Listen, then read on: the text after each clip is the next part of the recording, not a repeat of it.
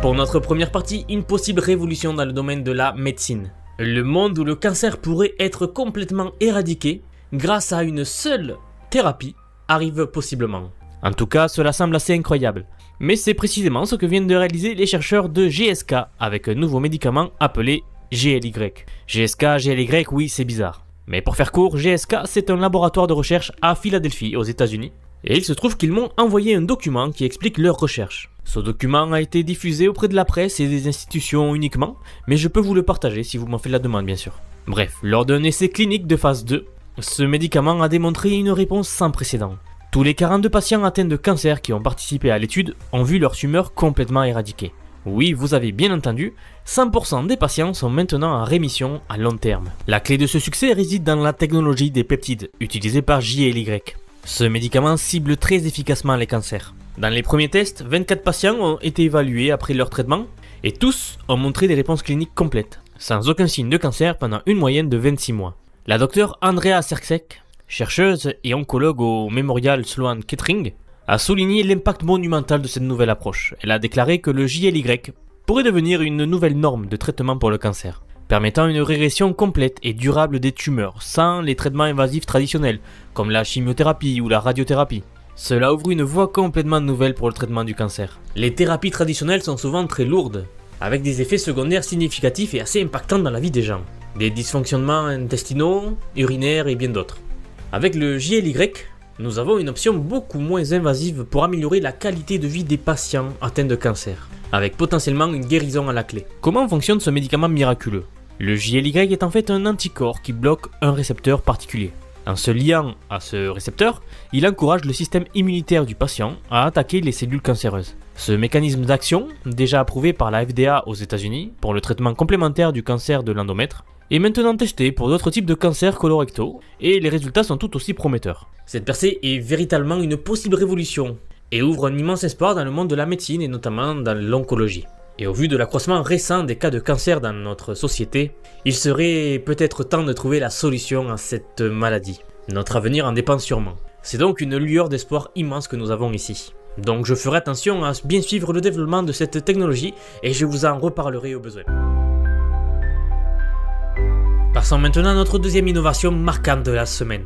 La téléportation quantique presque parfaite a été obtenue en laboratoire en exploitant le bruit.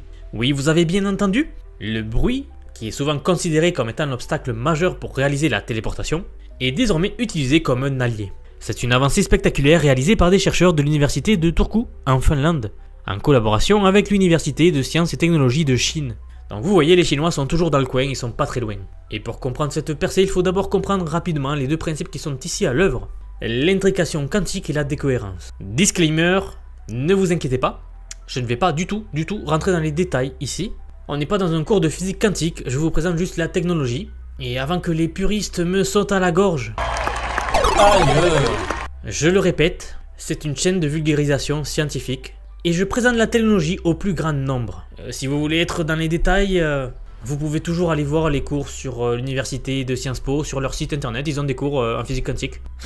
Mais bref, revenons au sujet. Imaginez ces deux notions comme des forces opposées. L'intrication quantique, c'est la connexion parfaite entre des particules, qui permet la téléportation d'informations entre deux particules, entre deux endroits sur Terre si vous voulez. La décohérence, en revanche, c'est un phénomène perturbateur qui rompt cette connexion entre les deux particules. Pour le faire plus simplement, imaginez ces deux concepts de la façon suivante. C'est comme si deux amis inséparables pouvaient se parler sans téléphone, même à des milliers de kilomètres séparés l'un de l'autre, et ce de manière instantanée. comme si la parole se téléportait. C'est une connexion magique entre eux deux, donc ici entre deux particules. La décohérence, par contre, c'est comme si quelqu'un de malveillant essayait de casser cette connexion en faisant beaucoup de bruit et en faisant beaucoup de perturbations autour d'eux. Cela rendrait la communication très difficile. Donc voilà expliquer très simplement les deux concepts qui sont clés ici. Et c'est ici que les chercheurs de Turku et de Chine ont proposé une approche innovante. En utilisant une intrication hybride, ils parviennent à changer de manière significative le bruit qui affecterait le processus. Donc c'est comme s'ils réduisaient le bruit fait par la troisième personne tierce qui essaierait de casser cette connexion entre les deux personnes. Et en fait ici, plutôt que de nuire à la téléportation, le bruit devient donc un élément bénéfique, ce qui n'était pas le cas actuellement. C'est comme si le chaos ambiant se transformait en allié précieux. Et grâce à cette approche, la qualité du téléporte est presque parfaite, même en présence du bruit. C'est comme si un orchestre jouait parfaitement malgré un environnement bruyant. Les expériences réalisées dans leur laboratoire, utilisant des photons, ont montré que cette méthode permet la transmission de l'état quantique de manière quasiment parfaite. Selon Jerk Pillow, le professeur de l'université de Turku, cette découverte ouvre la voie à de nouvelles explorations dans la physique quantique et pourrait vraiment transformer la manière dont nous comprenons et utilisons le téléporte quantique, la téléportation quantique. Juan Feili, professeur à l'université de sciences et de technologie de Chine, a quant à lui souligné l'importance de cette expérience, la qualifiant de preuve irréfutable du principe de la téléportation quantique et de sa future utilisation dans notre société. Les résultats de cette recherche publiée dans la revue Science Advance offrent des perspectives très prometteuses pour l'avenir des technologies quantiques. Et qui sait, nous allons peut-être très bientôt pouvoir maîtriser la technologie de la téléportation. La science-fiction devient réalité. Je le dis toutes les vidéos. Mais nous vivons à la meilleure des époques. Nous allons voir apparaître des choses qui nous paraissent aujourd'hui impossibles et même magiques. Comme si nous prenions un homme qui habitait dans l'ancienne Égypte et que nous lui montrions ou présentions la technologie du portable par exemple, ou des fusées qui vont sur la Lune et Mars, et tout ce que nous connaissons aujourd'hui. Il ne comprendrait même pas, ça serait complètement de la magie pour lui. Eh bien c'est ce qui arrivera pour nous dans quelques années. Voilà, j'espère avoir pu simplifier ce sujet tellement complexe de la meilleure façon possible pour que vous compreniez un minimum. Continuons avec notre troisième innovation marquante, et celle-ci donne de beaux espoirs. Et personnellement, elle m'emballe pas mal. Je parle des nouvelles qui nous viennent des laboratoires et qui sont très prometteuses pour les personnes atteintes de diabète. Et en fait, cette prochaine information pourrait bien changer la vie de millions de personnes si celle-ci arrive à se concrétiser sous peu. Les scientifiques et médecins chinois ont annoncé une avancée extraordinaire dans la lutte contre le diabète. Alors petit aparté, on parle beaucoup de la Chine dernièrement. Je vous rassure, je ne suis pas du tout, mais alors pas du tout financé par l'État chinois. C'est juste que, en ce moment, ce sont eux qui sont à la pointe des technologies et des innovations, comme demain ce sera de nouvelles qui nous viendront des États-Unis, ou que sais-je, de l'Inde, ou de l'Europe. Même si bon, il ne sort pas grand chose de l'Europe, malheureusement. Donc je vous rassure, je ne suis pas un pro-chinois, je suis un pro-technologie. Ce n'est pas la même chose. Mais il faut rendre à César ce qui est à César. Ici, il est assez incontestable que la Chine fonde de progrès qui vont de plus en plus vite. Et c'est pour ce genre de choses que nous comprenons à quel point cette nouvelle puissance peut vraiment venir titiller sérieusement le leader mondial. Mais bon, je ne rentrerai pas plus dans les détails, on ne va pas faire de géopolitique ici aujourd'hui, même si ça pourrait être très intéressant. Bref, pour revenir à la question du diabète, selon le South China Morning Post, pour la première fois, un patient a été guéri du diabète grâce à une thérapie cellulaire. Et oui, vous avez bien entendu, je parle de guéri. Ce patient, un homme de 59 ans, souffrait de diabète de type 2 depuis ses 34 ans. Et malgré un transplant de rein en 2017, il devait toujours s'injecter de l'insuline plusieurs fois par jour en raison de la perte des fonctions de ses cellules. Le professeur Timothy Kiefer de l'Université de Colombie-Britannique a souligné lui-même l'importance de cette nouvelle étude chinoise, affirmant qu'elle représente un grand pas en avant dans le domaine de la thérapie cellulaire pour le diabète. Depuis plus d'une décennie, les chercheurs explorent ce type de transplantation de cellules comme étant une alternative prometteuse. Et force est de constater que les résultats payent maintenant. L'objectif est de créer les cellules productrices d'insuline à partir de cellules souches humaines. Après ces années de recherche, l'équipe chinoise a enfin réalisé des progrès significatifs. Et c'est à ce titre qu'en juillet 2021, le premier patient a reçu la première greffe de cellules. Et alors seulement 11 semaines plus tard, ce patient n'avait plus besoin d'insuline extérieure. Et même mieux, en l'espace d'1 an, il a complètement éliminé la nécessité de médicaments oraux pour contrôler les niveaux de sucre dans le sang. Cette équipe, dirigée par le docteur Yanal de l'hôpital Shanghai Zhang en Chine, a utilisé des cellules mononucléaires dans son propre sang périphérique pour faire les tests. En fait, ce qui a été assez fou, c'est que pour créer ces cellules souches, ce scientifique a extrait son propre sang, puis a reprogrammé les cellules de son sang en cellules souches, qu'il a ensuite différenciées et administrées à ce patient qui est maintenant guéri. Si ça vous intéresse, il y a un récent article publié dans la revue Stem Cell Research, publié par l'équipe dirigée par Kiefer, que nous avons vu plus tôt, et qui a exploré cette nouvelle méthode, et qui envisage son amélioration pour la production à grande échelle. Et cette découverte est clairement un rayon d'espoir pour 2 millions de personnes qui aujourd'hui souffrent de diabète. En fait, il faut que vous imaginiez que dans le futur, les injections d'insuline ou les médicaments pour réguler l'insuline ne seront plus nécessaires puisqu'on pourra guérir du diabète. Je ne sais pas si vous vous rendez compte de ce que ça implique. Moi, c'est ce genre de choses que le progrès accomplit qui me rendent vraiment très optimiste pour le futur. Donc oui, j'ai bon espoir et si vous me suivez depuis un moment, je pense que vous savez déjà que je suis quand même assez optimiste. Il n'y a pas besoin que nous finissions comme dans Terminator. Personnellement, je parierais sur une utopie future où la technologie rendrait la vie meilleure. Mais bon, seul l'avenir nous le dira.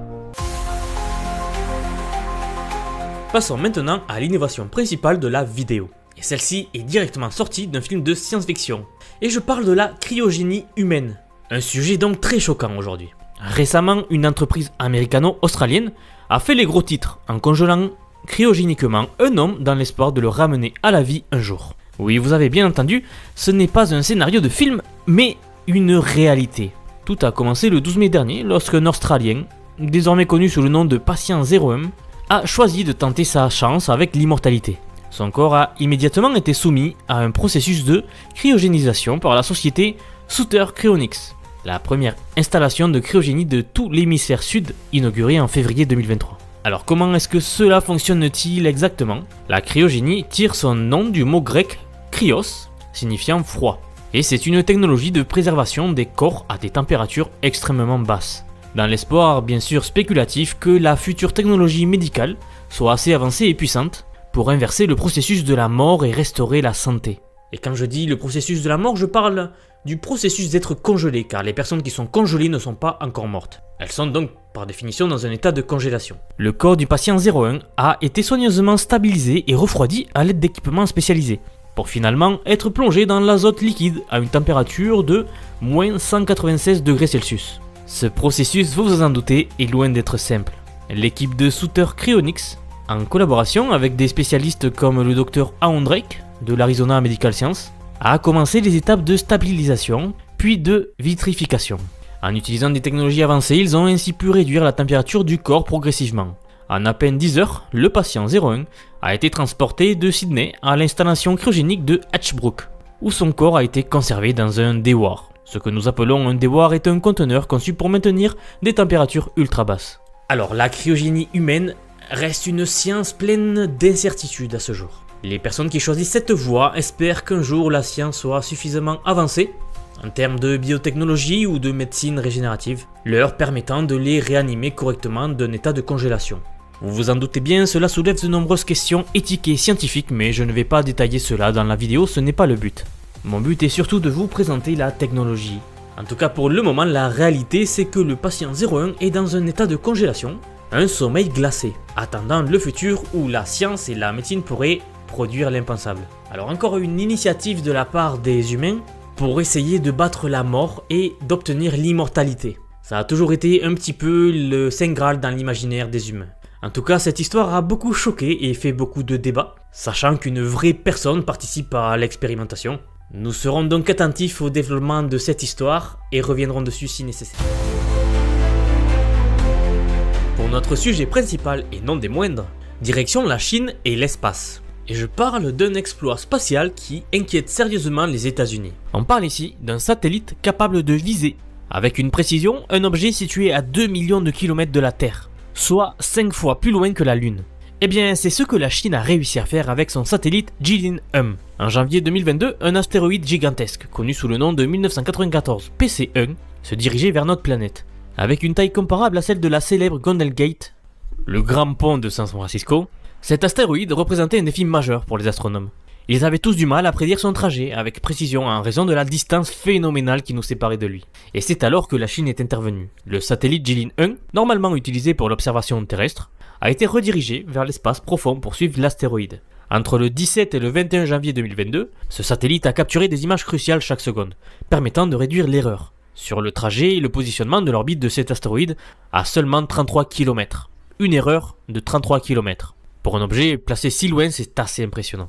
Cette précision accrue a grandement amélioré notre capacité à surveiller l'astéroïde depuis la Terre, confirmant qu'il passerait sans danger à proximité de notre planète.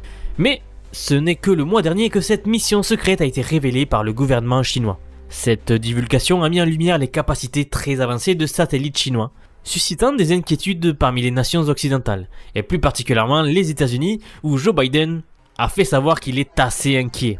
Bien sûr, cette annonce a été suivie de preuves expérimentales sur l'expérience qui avait été menée début 2022. Et je tiens à souligner que cette annonce n'est pas anodine, elle intervient dans un contexte géopolitique assez tendu. La crainte, c'est que l'expansion des capacités spatiales de la Chine puisse être utilisée à des fins militaires, modifiant ainsi l'équilibre stratégique dans l'espace. Donc on parle ici d'un satellite capable de viser et d'observer avec une précision du centimètre sur plus de 2 millions de kilomètres. Et je ne sais pas si vous avez vu ma récente vidéo sur les lasers, et notamment nouvelle arme du Royaume-Uni qui s'appelle le Dragon de Feu, Dragonfire, qui est justement une arme laser. Alors est-ce qu'on ne pourrait pas dans le futur imaginer une combinaison entre un satellite d'une précision inouïe comme le Jilin-1 et une arme laser comme l'arme du Royaume-Uni, le Dragonfire? Ça serait une technologie assez ouf et qui sortirait tout droit d'un film de science-fiction. On parle ici de l'étoile de la mort comme dans Star Wars, et j'en passe. Et suite à cette annonce très récente, le gouvernement chinois a fourni des preuves comme quoi le même satellite a déjà capturé des détails aussi fins qu'un avion de chasse américain F-22 en plein vol, ou même le lancement d'une fusée américaine de SpaceX. Alors que l'Agence spatiale européenne et la NASA explorent l'utilisation de satellites dédiés à l'observation des astéroïdes, leur projet reste largement théorique. En contraste, l'expérience réussie de la Chine démontre que les systèmes existants d'observation terrestre peuvent être adaptés pour améliorer les capacités de surveillance, ainsi que d'alerte précoce des astéroïdes à haut risque. Les États-Unis, qui dominent actuellement avec plus de 8000 satellites en orbite, principalement grâce au Starlink de SpaceX, s'inquiètent grandement de perdre leur avance face à la montée en puissance rapide de la Chine dans le domaine spatial. Mais en dépit des tensions géopolitiques, nous devons admirer la prouesse de la Chine ici. Cela nous rappelle qu'il y a actuellement une course aux étoiles, et ce sera à qui aura la meilleure technologie dans ce domaine-là. Aujourd'hui, pour commencer cette vidéo, nous allons découvrir une innovation fascinante et une combinaison fascinante entre la robotique et la pollinisation. Je vous présente Stickbug, le nouveau robot pollinisateur à 6 bras qui vit dans les serres. C'est une technologie révolutionnaire développée par des chercheurs de l'université de Virginie occidentale. Avec le déclin alarmant des pollinisateurs naturels tels que les abeilles, les papillons et d'autres insectes, les scientifiques cherchent des solutions pour éviter une crise alimentaire mondiale. Car oui, on ne le dira jamais assez, les abeilles sont essentielles pour l'écosystème. Alors juste petite parenthèse, si vous installez des pièges pour les frelons ou les nuisibles, faites attention à inclure dans votre formule des substances telles que le vin blanc par exemple pour éviter que les abeilles soient attirées également. Et c'est là qu'intervient Stickbug, un robot spécialement conçu pour prendre le relais de nos petits amis pollinisateurs. Stickbug est un robot multi-agent de pollinisation, ce qui signifie qu'il utilise plusieurs bras pour effectuer le travail. Chacun de ces 6 bras fonctionne de manière indépendante, ce qui pourrait réduire les complexités de planification et d'augmenter l'efficacité des tâches. Imaginez un orchestre où chaque musicien joue sa partition de manière synchronisée, mais avec une touche d'indépendance. C'est exactement ce que fait Stickbug dans les serres. Ce robot, équipé d'un modèle de détection et de classification, lui permet d'identifier les fleurs automatiquement pour la pollinisation par contact. Comment fait-il cela? Grâce à un petit dispositif à pointe de feutre qui imite le processus de pollinisation naturelle. C'est une solution prometteuse pour compenser le déclin des pollinisateurs naturels et garantir la sécurité alimentaire mondiale. Ce n'est pas la première fois que des robots pollinisateurs sont proposés, mais Stickbug se démarque par son approche innovante. En d'autres termes, il peut travailler de manière autonome, tout en coordonnant ses actions avec d'autres robots similaires, ce qui rend le processus beaucoup plus efficace dans son ensemble. Et lors d'expériences réelles, un prototype de Stickbug a démontré son efficacité, en réalisant plus de 1,5 pollinisations par minute, atteignant un taux de succès de 50% en seulement 5 minutes. Et ce n'est pas tout, les chercheurs ont également créé un ensemble de données de perception des fleurs, disponibles publiquement, ainsi que le logiciel et les fichiers de conception de ce robot-là. Cela permet donc à d'autres chercheurs et ingénieurs de contribuer à l'amélioration de cette technologie. Le prochain objectif des chercheurs est de tester Stickbug sur des plantes vivantes pendant la saison de floraison. Alors si toutes ces étapes sont couronnées de succès, Stickbug pourrait vraiment compenser le déclin des pollinisateurs naturels et avoir un impact très positif pour notre planète. Et bien sûr, je ne dis pas qu'il ne faut pas protéger les abeilles, attention, ce n'est pas ce que j'ai dit. Je dis juste que, et c'est un fait, malheureusement, les pollinisateurs naturels sont en train de disparaître. Et si nous ne trouvons pas de solution, nous risquons nous aussi de disparaître. Donc c'est une technologie assez encourageante pour notre avenir. Donc voici un exemple de technologie qui permettrait de résoudre des problèmes critiques pour l'humanité. Donc voyons plutôt le côté optimiste de la technologie et non l'inverse. Pour cette partie, de nouvelles annonces de l'armée chinoise font encore beaucoup de bruit et font sensation. La semaine dernière, nous avons évoqué une nouvelle qui a suscité de nombreuses réactions.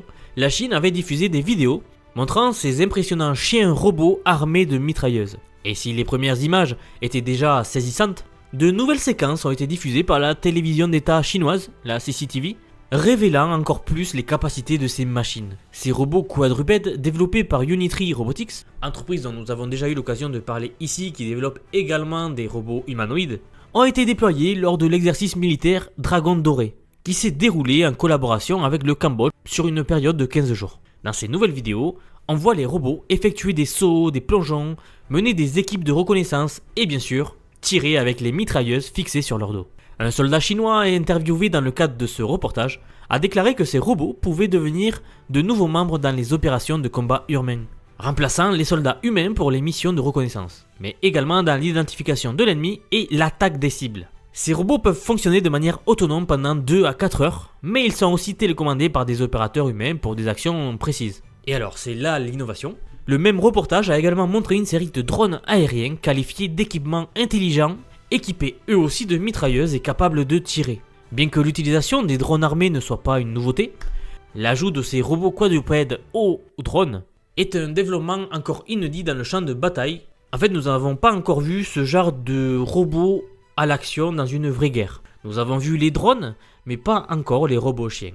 Il est important de noter que la Chine n'est pas la seule puissance mondiale intéressée par les robots de combat, vous vous en doutez bien. En fait, un porte-parole de l'armée américaine a confirmé à military.com que les États-Unis continuent d'explorer l'intégration homme-machine et les capacités transformatrices pour les formations de combat futures. Ces robots armés représentent une nouvelle classe de soldats robotisés, propulsés par l'IA et armés. En fait, la vision de la guerre moderne commence à se dessiner de plus en plus, même si elle n'est pas encore complètement claire. En fait, on peut se demander combien de temps reste-t-il avant que des robots humanoïdes prennent la place sur un champ de bataille, comme des vrais Terminators.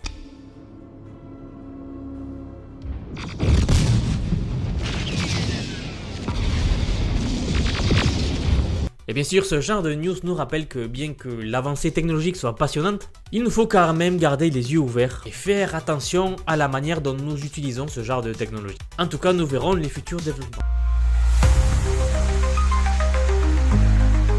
Comme je vous l'avais annoncé pour cette première partie, nous allons plonger au cœur d'une révolution dont nous avons tous rêvé quand nous étions petits et même maintenant en fait. Et je parle de la nouvelle arme laser du Royaume-Uni, le Dragonfire, traduit en français par Dragon de Feu. Vous l'avez peut-être déjà entendu, mais les récents tests en Écosse ont été un véritable succès. Ce système de laser à haute énergie développé par la Royal Armada britannique est sur le point de changer la défense militaire. Les résultats des essais ont été impressionnants et les images officielles viennent tout juste d'être rendues publiques. Alors imaginez un laser capable de suivre et de détruire des cibles aériennes dynamiques avec une précision de chirurgien. Eh bien c'est exactement ce que Dragonfire a démontré lors de ses dernières évaluations. Ces tests, menés dans les Hébrides par le ministère de la Défense britannique, ont prouvé que ce laser peut fonctionner efficacement à différentes puissances, contre des cibles aériennes et également maritimes, à diverses distances, altitudes et même vitesses. Et ce n'est pas tout. En fait, cette nouvelle arme peut frapper une cible de la taille d'une petite pièce de monnaie à une distance de 1 km. Alors ceux qui ne sont pas emballés par le petit chiffre que je viens d'annoncer,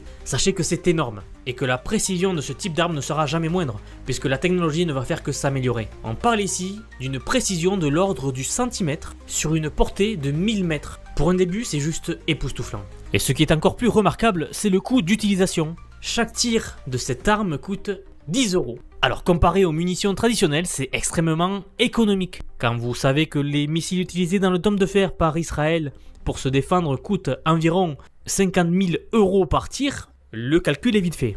Et ce coût de 10 € inclut même l'énergie nécessaire pour activer le laser, mais bien sûr ne prend pas en compte les dépenses initiales pour l'installation du système. D'ailleurs, nous ne savons pas quel est le prix de l'installation d'un tel système. En fait, les systèmes laser dirigés comme celui-ci utilisent des faisceaux de lumière intenses pour attaquer et détruire divers cibles, allant des drones jusqu'aux petites embarcations de surface. En fait, cette technologie peut être adaptée de manière très versatile. Alors en parlant de flexibilité, bien que rien n'ait été encore annoncé, personnellement je me demande si cette technologie pourrait être utilisée depuis l'espace, peut-être montée sur des satellites. Ce serait une application assez fascinante, un peu comme ce qui se fait dans les jeux de science-fiction. Alors mais sachant que la portée de 1 km à ce jour, ce n'est pas encore une réalité, mais je suis sûr que ça arrivera. Je pense que c'est qu'une question de temps et surtout de volonté. Alors pour l'instant, cette arme est stockée dans une installation assez sécurisée et les composants sont en cours de révision pour de futurs tests. L'objectif est de répondre aux besoins des utilisateurs potentiels dans des environnements maritimes et terrestres. En fait, imaginez des systèmes de défense contre les drones. Nous avons vu dans le conflit récent qui se déroule en Europe que les drones sont devenus l'arme principale du conflit et qu'il est très difficile de se défendre contre ce nouveau type d'arme. Et la solution pourrait venir de ce type d'innovation, les armes laser. En tout cas, je me suis toujours posé la question de pourquoi nous n'avions pas encore inventé ce type d'arme, ou en tout cas pourquoi nous n'avons pas eu la volonté de la développer avant, car ça fait un bon petit moment que la technologie permet cela. Donc bon, préparez-vous à voir fleurir ce type de système à l'avenir. Et nous nous retrouvons ici avec notre troisième et sujet principal de la vidéo, la première progéniture clonée de putois d'Amérique. Une espèce qui était en voie de disparition en Amérique du Nord. Une avancée qui risque de changer la façon selon laquelle nous conservons les espèces. Récemment, le service de pêche et de faune sauvage des États-Unis a annoncé la naissance de 2 putois d'Amérique à pieds noirs clonés. Ils les ont nommés Noreen et Antonia. Ces 2 petits animaux partagent le même matériel génétique qu'Elizabeth Ann, qui était-elle la première putois clonée de l'histoire. Ces 2 petits animaux qui ont été clonés marquent ainsi une première dans le clonage d'une espèce menacée aux États-Unis. Mais pourquoi est-ce si important? Les putois à pieds noirs sont en danger critique d'extinction. Leur population actuelle, à l'exception de 2 ou 3 clones, descend de seulement 7 ancêtres sauvages, capturés dans les années 1980. Cette faible diversité génétique pose de sérieux défis pour leur reproduction et leur survie. Et c'est ici que, en clonant des individus à partir de matériel génétique prélevé en 1988, les scientifiques espèrent réintroduire une plus grande diversité génétique dans la population actuelle. Alors oui, ils avaient conservé de l'ADN, du matériel génétique d'un putois qui se nommait Willia, qui avait été sauvegardé en 1988. Au petit passage, une petite remarque, je sais pas si vous voyez, mais ce laboratoire-là aime bien nommer les putois comme ça. Nous avons Antonia, Willia, Elizabeth et j'en passe. Et les résultats de ce clonage sont assez encourageants. Une fois qu'ils atteindront leur maturité reproductive, plus tard cette année, des initiatives de reproduction seront lancées pour augmenter leur population et donc mettre à contribution ces 2 clones. Les putois de pieds noirs sont confrontés à plusieurs menaces, notamment des maladies comme la peste sylvatique et les maladies de Carré, etc. j'en passe, mais bon, je pense pas que cela vous parle. La technologie de clonage et la recherche génétique offrent donc des solutions potentielles pour surmonter ces obstacles. Les scientifiques sont très optimistes quant à l'avenir de cette espèce emblématique. L'histoire de Noreen, Antonia, Elizabeth est un témoignage puissant des possibilités offertes par la biotechnologie pour la conservation des espèces. Mais on peut parler de manière plus générale et étendre ce sujet au clonage des espèces en général. J'ai parlé récemment d'un projet de clonage de mammouth. Une équipe de chercheurs sont sur le point de réaliser le premier clone de mammouth avec de l'ADN qui avait été conservé dans les glaciers de l'ère des mammouths. Donc des putois clonés, des mammouths qui commencent à être clonés. Qu'est-ce que nous allons cloner par la suite? Et cela me pose une vraie question car, vous le savez, le taux de reproduction de l'espèce humaine, le taux de natalité donc, n'a jamais été aussi bas. Et les chiffres sont assez alarmants. Alors je me pose une question.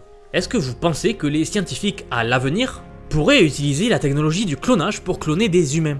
Et surtout, est-ce que vous voyez les problèmes majeurs éthiques que cela engendrerait? Il y a déjà eu quelques entreprises qui parlaient de projets futuristes et assez dystopiques où ils proposaient aux gens de venir dans leurs locaux pour leur montrer un catalogue et de choisir la composition de leur enfant. Vous savez, de prendre un catalogue, de regarder un type d'enfant et de choisir la couleur de ses yeux, la couleur de ses cheveux, etc. Et ensuite donner naissance à cet enfant via la technologie notamment de clonage par exemple. C'est assez dérangeant, en tout cas de mon point de vue. Mais de notre côté, est-ce que nous nous dirigeons pas de ce côté-là? Alors c'est peut-être la solution pour sauver Le renouvellement de l'espèce humaine, c'est assez bizarre mais c'est peut-être l'avenir.